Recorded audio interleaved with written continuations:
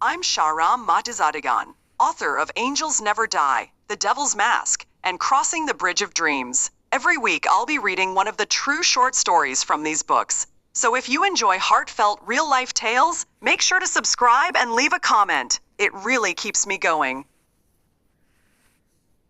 Today's story is a memory from long ago, one I'll never forget. It's called My Story with Farideh. When Sasan got home, he stacked his books neatly against the wall of his room, changed out of his school clothes, and had lunch. After finishing his homework, a few hours had passed. As usual, he turned to his mom and said, "Mom, I'm going over to Amin's." She knew that Sasan's day wasn't complete without seeing Amin, so she nodded and said, "Okay, but don't stay too long."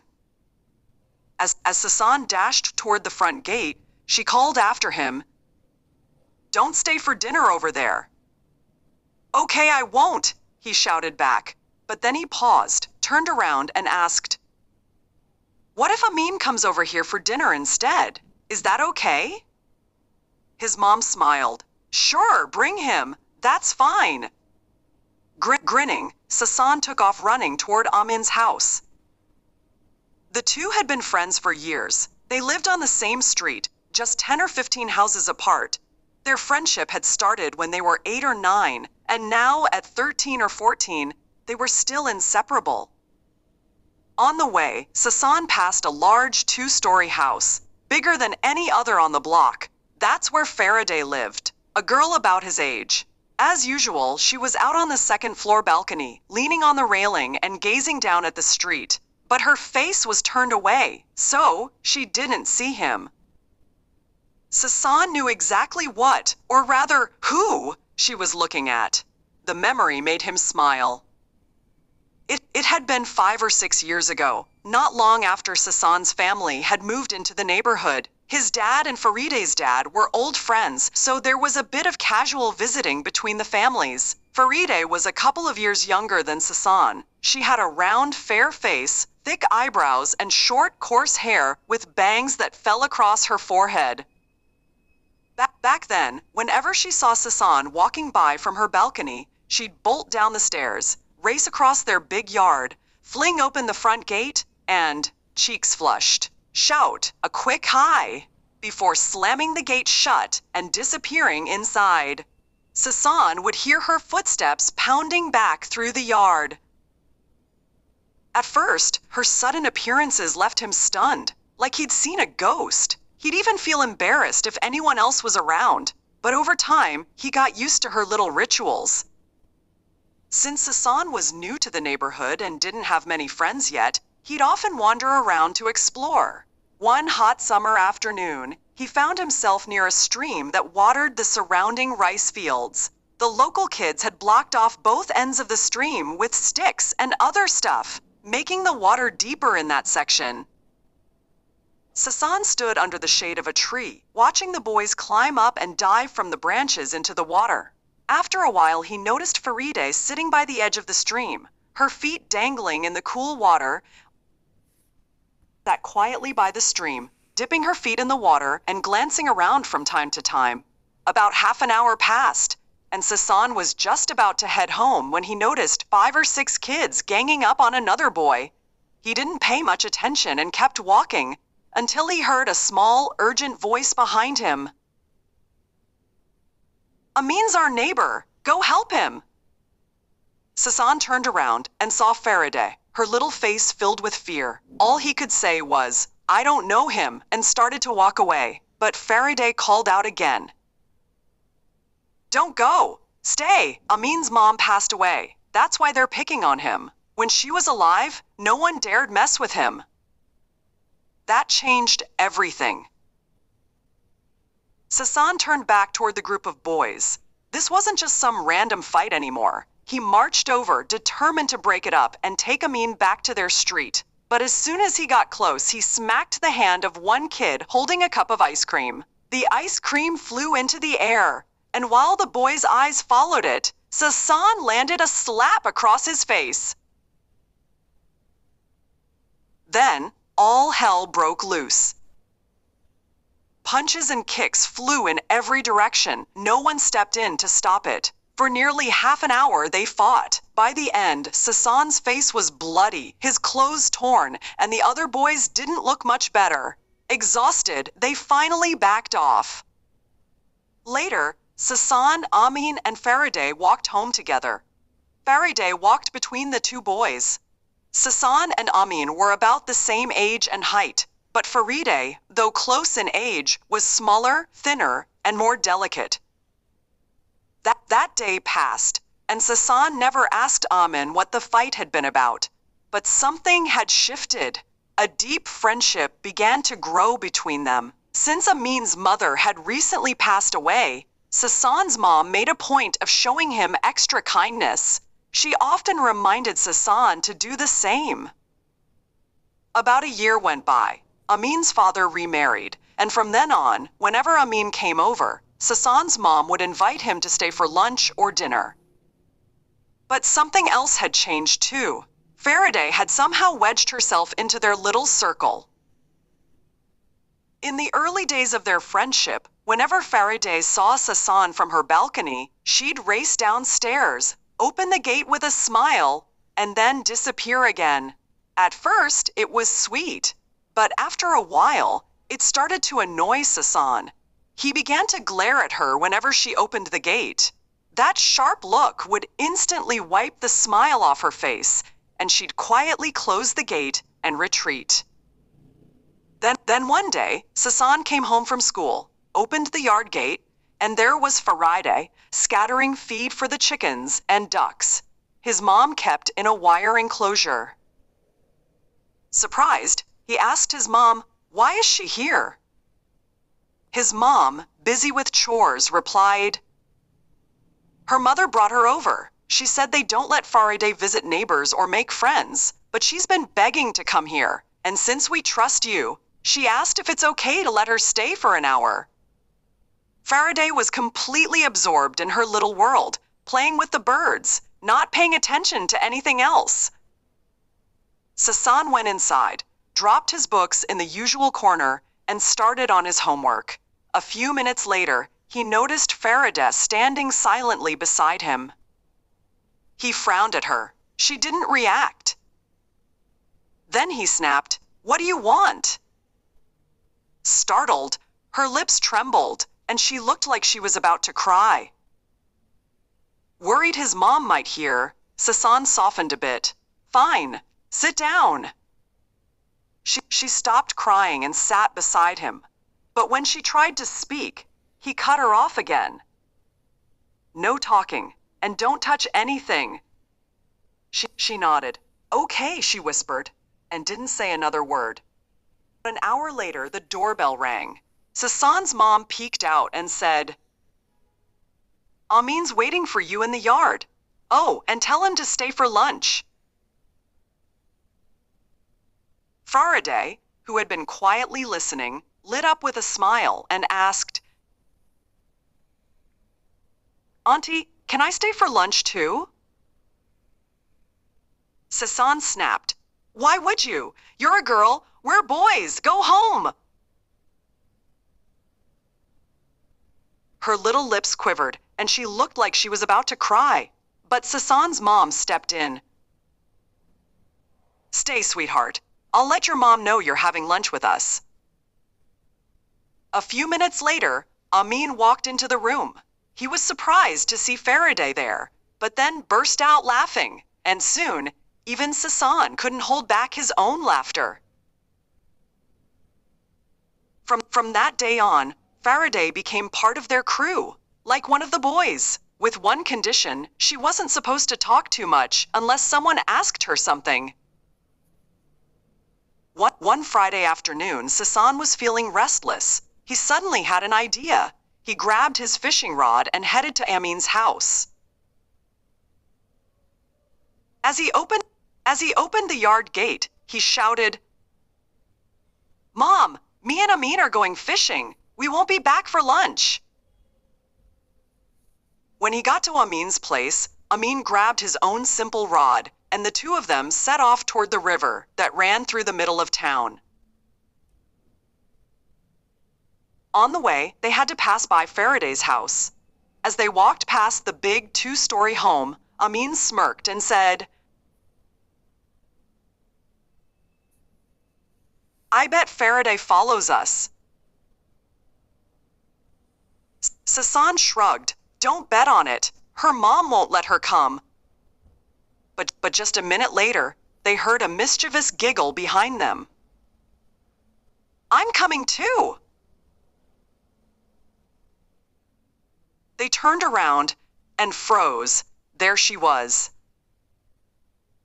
Sasan stepped to the side to get a better look at her house. He spotted Farideh's mom standing at the doorway, watching her daughter closely.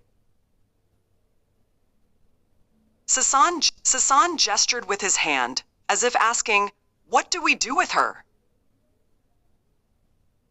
He expected her mom to say, "Grab her and bring her back."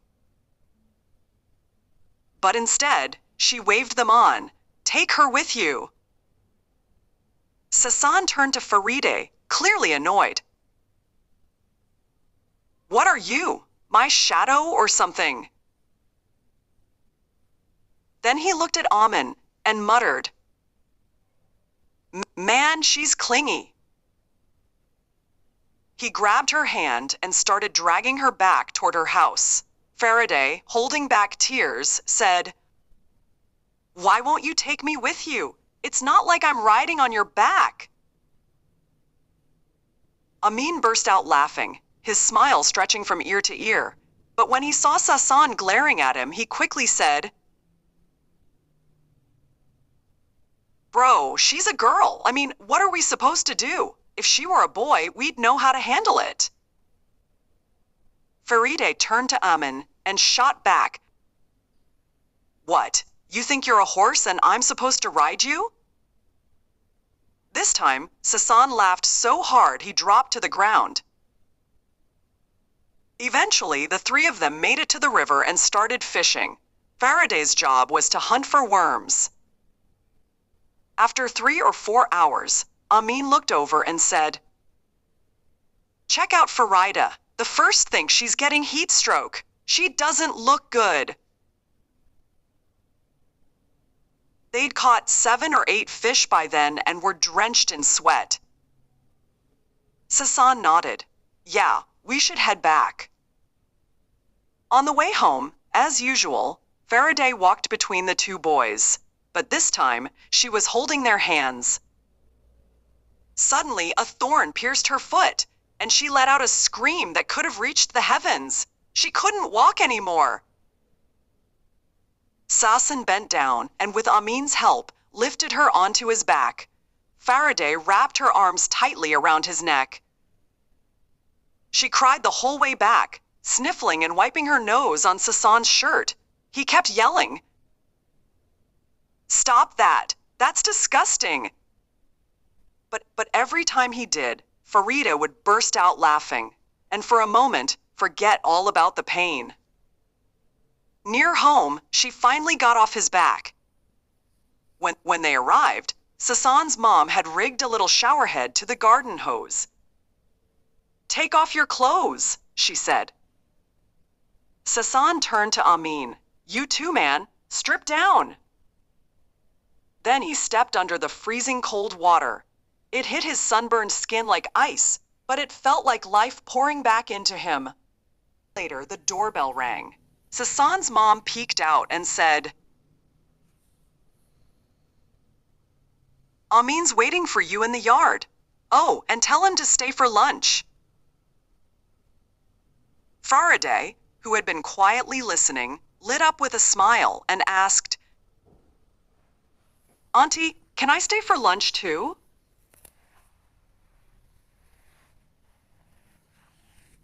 Sasan snapped, "Why would you? You're a girl. We're boys. Go home." Her little lips quivered, and she looked like she was about to cry. But Sasan's mom stepped in. "Stay, sweetheart. I'll let your mom know you're having lunch with us." A few minutes later, Amin walked into the room. He was surprised to see Farideh there, but then burst out laughing, and soon, even Sasan couldn't hold back his own laughter. From that day on, Farideh became part of their crew, like one of the boys, with one condition: she wasn't supposed to talk too much unless someone asked her something. One Friday afternoon, Sasan was feeling restless. He suddenly had an idea. He grabbed his fishing rod and headed to Amin's house. As he opened the yard gate, he shouted, "Mom, me and Amin are going fishing. We won't be back for lunch." When he got to Amin's place, Amin grabbed his own simple rod, and the two of them set off toward the river that ran through the middle of town.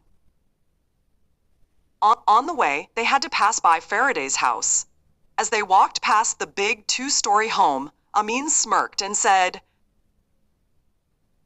"I bet Farideh follows us."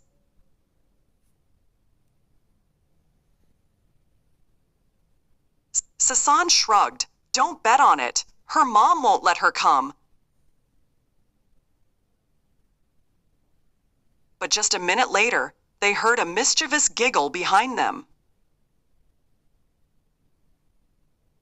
"I'm coming too."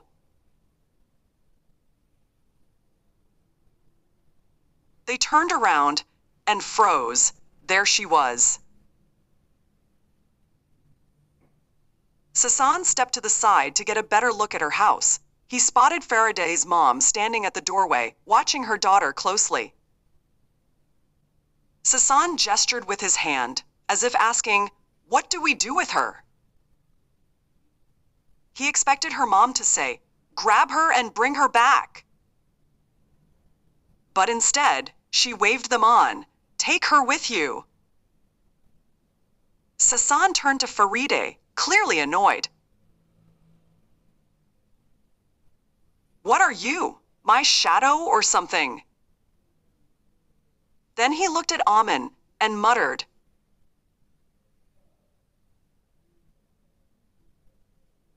"Man, she's clingy." He grabbed her hand and started dragging her back toward her house. Farideh, holding back tears, said, "Why won't you take me with you? It's not like I'm riding on your back." Amin burst out laughing, his smile stretching from ear to ear. But when he saw Sasan glaring at him, he quickly said, "Bro, she's a girl. I mean, what are we supposed to do? If she were a boy, we'd know how to handle it." Farideh turned to Amin and shot back, "What, you think you're a horse and I'm supposed to ride you?"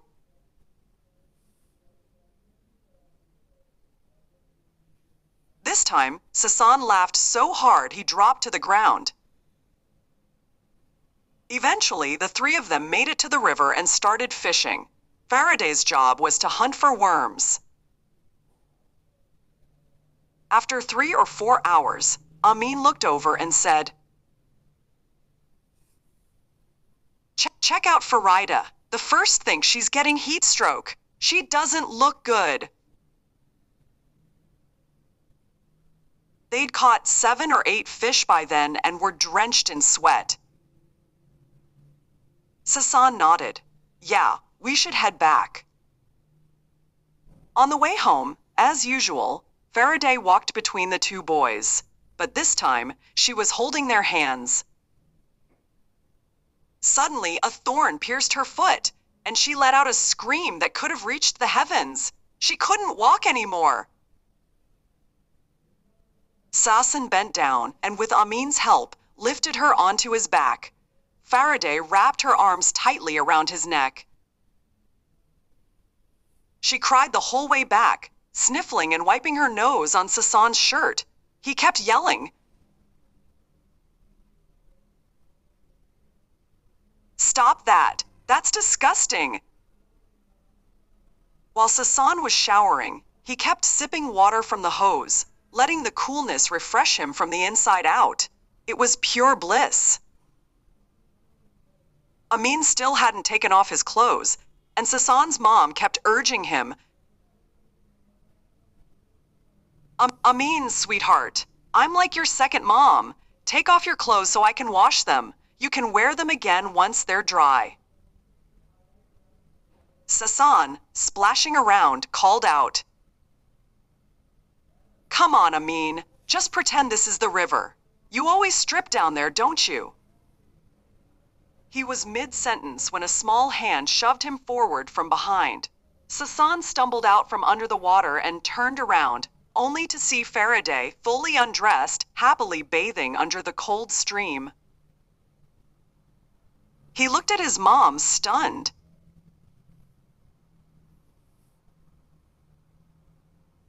Mom, why'd you let her take her clothes off? Then he glared at Farideh, but she didn't care one bit. Sasan turned to Amin.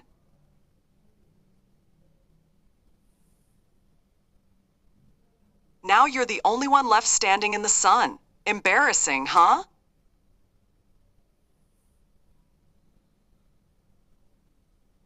Then he looked back at Farideh and said sarcastically, So your foot doesn't hurt anymore? Farideh, clearly not catching the tone, replied cheerfully,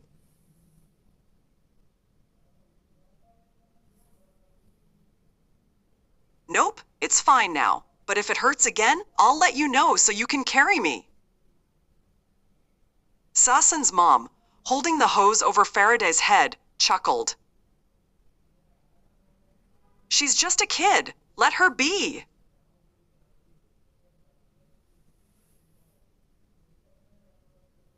Then she added with a laugh, Unless she ends up being tougher than you two. And just like that, 7 years flew by. Now all three of them were grown. Farideh had changed a bit. Her personality had matured, but she still kept her tomboyish ways. Sasan and Amin always looked out for her. She'd blossomed into a beautiful young woman, and whenever strangers lingered near her house or tried to talk to her, Sasan and Amin were quick to confront them. Fights broke out often. But Amin's behavior started to puzzle Sasan. He'd go wild, attacking anyone who even glanced at Farideh. Fists, kicks, sticks, stones. It didn't matter. He didn't care where he hit or how badly he got hurt. During one of these fights, Sasan pulled him aside. Amin, one day you're gonna get us both killed. If you're gonna fight, do it like before, not swinging whatever's in your hand at people's heads. Amin stood silent for a moment. Then, after a few minutes, he said, I want to ask you something.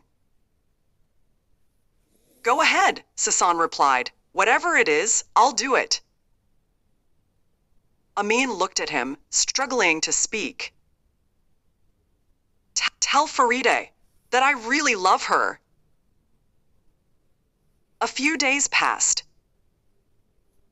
One afternoon, the three of them were sitting together when Sasan turned to Farideh and asked, What do you love most in the world?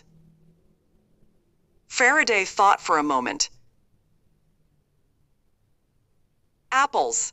I love apples more than anything. Sasan laughed. No, I don't mean food. Farideh quickly added, Horses. I love horses too. The room went quiet. Sasan turned to Amin and said, We're wasting our time. With apples and horses and cows and 100 other things, you're never going to make the list. Amin couldn't hold it in anymore. Farideh, he said. She looked at him. Do you love me? Farideh smiled. Yeah, I love you. Then she pointed at Sasan. And I love him too. Then she added, but I love my mom more than both of you. Amin was crushed. He had nothing left to say. Sasan, knowing exactly how his friend felt, stayed quiet too.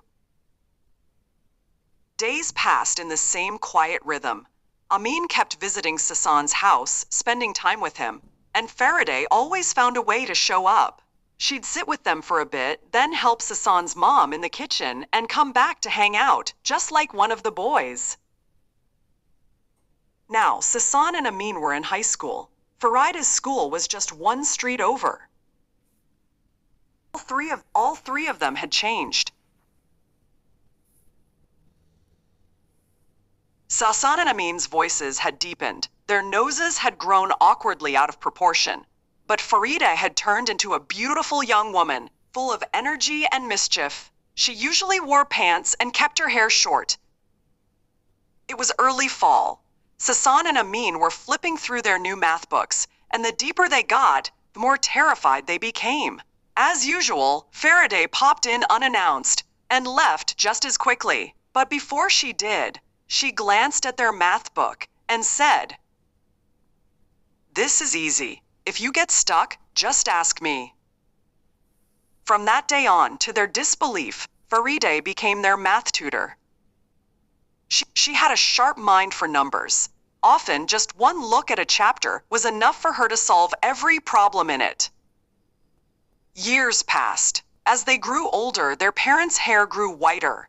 They saw Farideh less and less. Sasan and Amin knew why. Her mother kept her home, saying Farideh was a young lady now, and it wasn't proper for her to hang out with boys like she used to.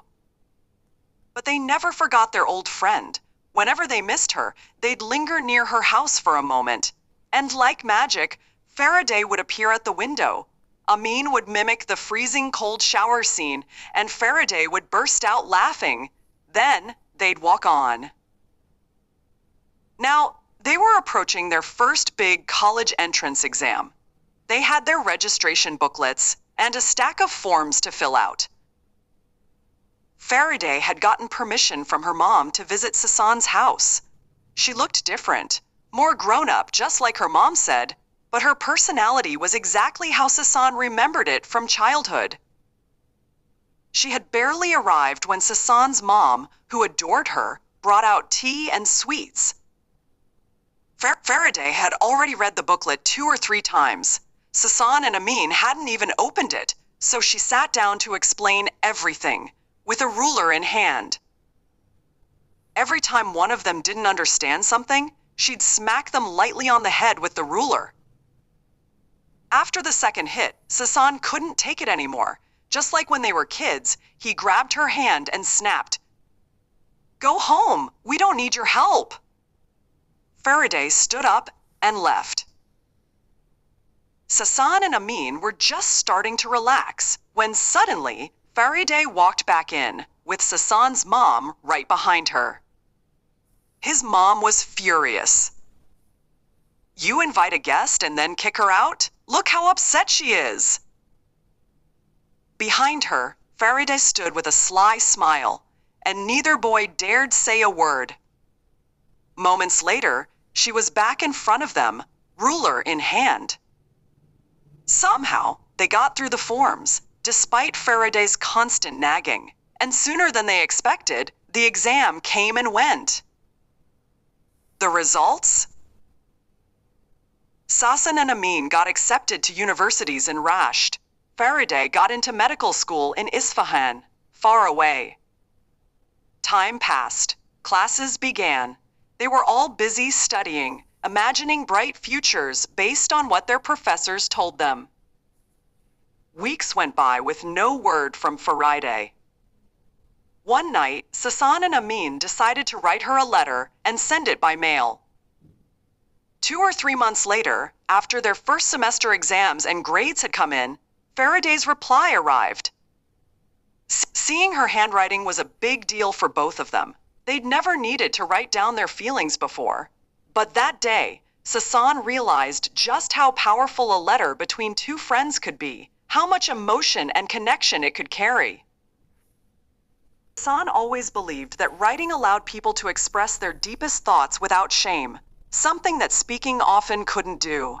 He saw another difference too. Speaking was like a sudden flood, rushing over the surface without soaking into the soil, leaving no lasting impact.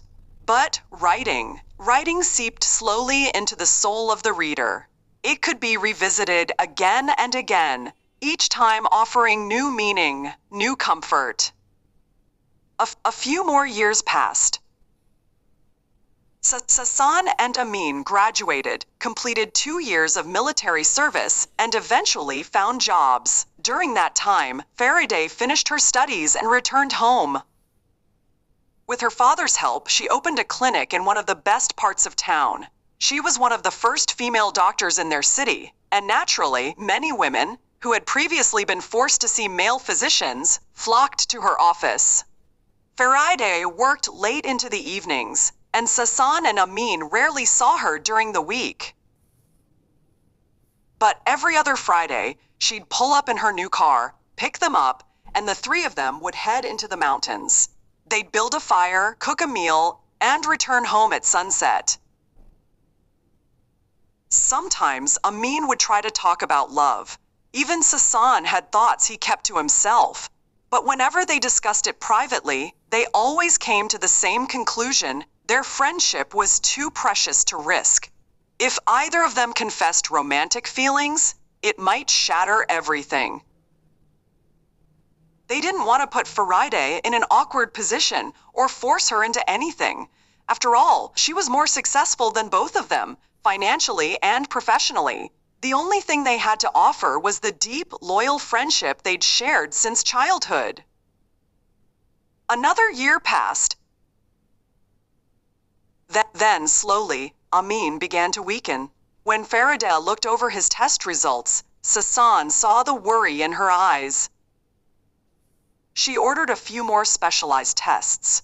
After the CT scan and other procedures, she came to Sasan's house one Friday afternoon. She talked about everything, trying to prepare him for the truth. Sasan refused to believe it. There has to be a way. Maybe you just haven't found it yet. Farideh gently took his hands in hers. Before I came here, I spoke with my professors in Isfahan and Tehran, she said, tears streaming down her face. You think I'm not devastated? I've explored every possible option with their help.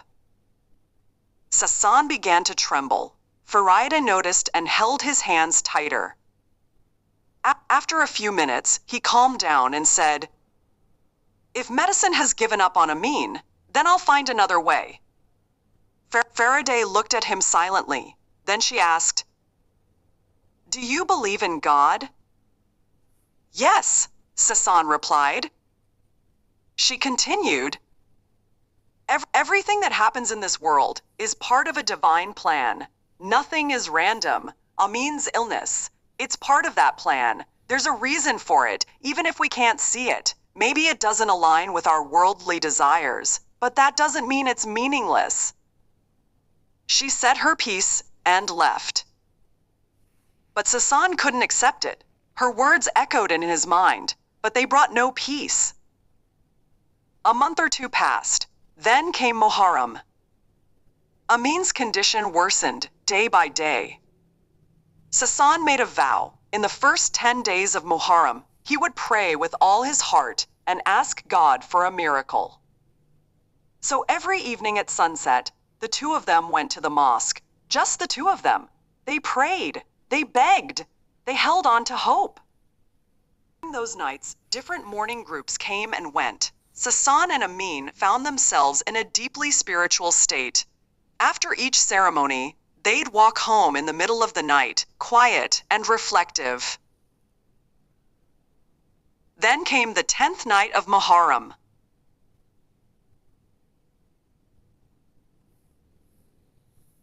Prayers and rituals filled the mosques until well past midnight.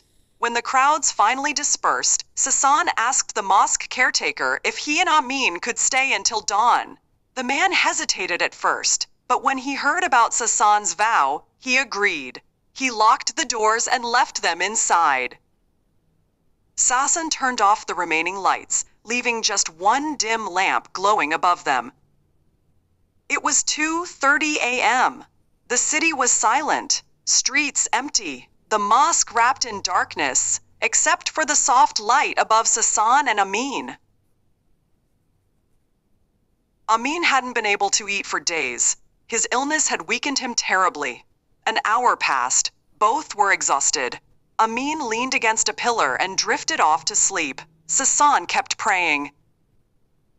Around 4 a.m., Sasan dozed off too. He hadn't been asleep for more than 10 minutes when Amin shook him awake. Wake up, bro. Sasan jolted up. What happened? Amin looked dazed, caught between laughter and tears.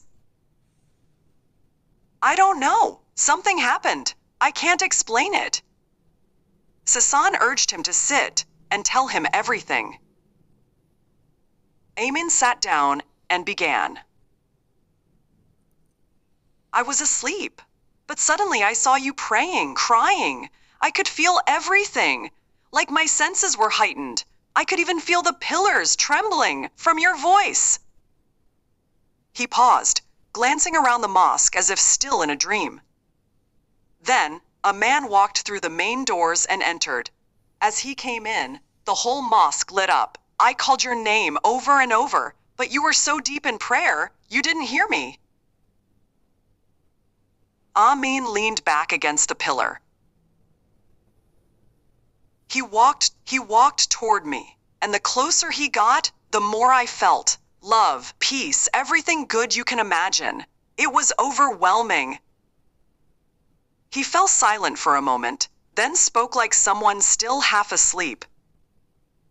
He came right up to me, didn't say a word, but I heard him in my mind. He said, "Tonight, you were meant to come with me. That was the divine plan." But then he added, because of their prayers, the plan changed. Amin's voice trembled. He placed his hand on my forehead. My body burned like fire. And then, the light vanished, the sounds faded, and I went cold, like ice. He stopped talking. Sasan stared at him, stunned. After morning prayer, they left the mosque and went home. The next day, they visited Farideh and told her everything, but from the look on her face, they could tell she didn't believe it. So Amin redid all his medical tests. A few days later, Farideh saw the results. Her eyes widened in disbelief. No way! No way! She kept repeating it, overwhelmed. Tears streamed down all their faces. Still, she said, "Wait, we need a CT scan too." When she saw the scan, she threw her arms around both of them and cried out from the depths of her soul, "Oh God, thank you 1,000 times." Time passed, and all three of them stayed busy with their lives. Amin, it seemed, was busier than ever. Some Fridays, when Farideh would show up like clockwork to take them on a drive through the hills, Amin wouldn't even have time to join. Eventually, Amin bought a house, a car, and made a name for himself in the local market. Sasan hadn't heard from him in a while, until one night Amin showed up at his door. "Sasan," he said, "I want you to invest in my business. I want you to have a share." Without hesitation, Sasan withdrew all his savings from the bank and handed it over to Amin. A week or two later, Amin disappeared. After Amin fled, Sasan fell into a deep depression. Farideh began visiting him once a week, always cheerful, always trying to make him laugh. As Sasan's mother put it, if it weren't for Farideh, he might have died from heartbreak. Sasan's pain wasn't just about the money he'd worked so hard to save, it was the betrayal. His best friend, knowing he was about to run, had deliberately taken advantage of him. The very next day after taking Sasan's money, Amin vanished, along with the investments of many others. Sometimes Sasan and Farideh would talk about it. She'd say, "Remember what I told you about divine plans?" After a pause, she'd continue, "Remember I said God is the best planner? Even if he takes someone from a family, he never leaves the rest behind. In fact, they often become stronger. We do our part, but the rest, we have to trust him. Every time we've begged for something, whether from God or from people, it's never turned out well. Real trust means accepting his will, not trying to rewrite it." Then she'd frown and add, "See what happened when you insisted on saving Amin? Sure, he survived, but he took people's money and ran. That same Amin we never imagined could do something like that." 6 more months passed. Even at the peak of her busy schedule, Farideh never forgot Sasan. They'd often laugh together, reminiscing about childhood memories. Then came the day everything changed. One morning, Farideh parked her car near the hospital. As she stepped out, another car slammed into hers. The door was torn off, and Farideh was thrown several meters down the street. She was rushed to the hospital. Her mother sent someone to find Sasan. When he arrived, his heart was pounding so hard it felt like it might stop. Farideh, despite her condition, tried to comfort him. I'm okay," she whispered. But her face said something else, something like a quiet goodbye, the kind you give someone who's only been visiting for a short while. The words brain trauma and internal bleeding kept echoing around Sasan. As they wheeled her toward the operating room, she grabbed his hand and said, "For me, don't beg God. Let whatever's meant to happen, happen. I'm at peace with his will. You should be too." Then she repeated the words she'd always said. "Every time we forced something from God, he's given it to us, but it's never been what we truly wanted. We've always ended up regretting it." Sasan's tears poured down like rain.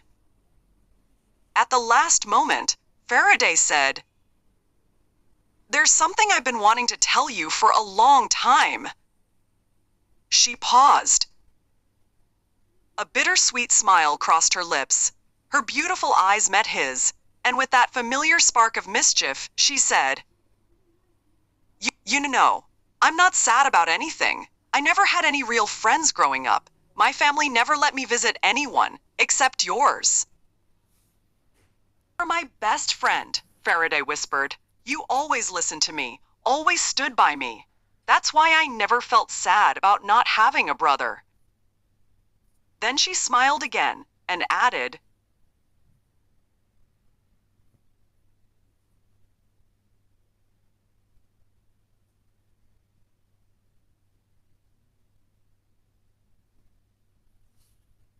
"Love to. Remember when I'd fake a thorn in my foot or pretend I was overheated? You'd always carry me on your back. And in those moments, I felt like I was soaring, like I could reach God himself." She laughed softly.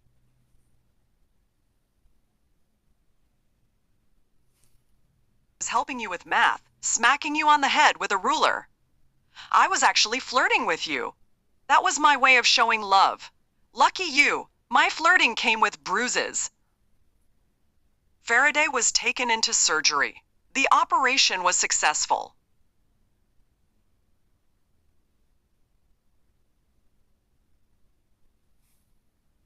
Doctors asked for permission to donate her organs. Her heart, so full of kindness and love for life, was transplanted into a young man from their own city. After that, Sasan began visiting the young man once a month. There was a wound in his heart, and he hoped that seeing the boy might help it heal. Most Fridays, he'd walk to the stream, the one filled with memories at every bend. He'd see Amin and Farideh in every ripple, hear little Farideh's voice echoing, "Go help Amin. He just lost his mom. He missed Amin terribly. Years had passed, and Sasan had never been able to find him again. On his last visit to the stream, he saw a little girl's red sandals float away in the water. She burst into tears, like spring rain.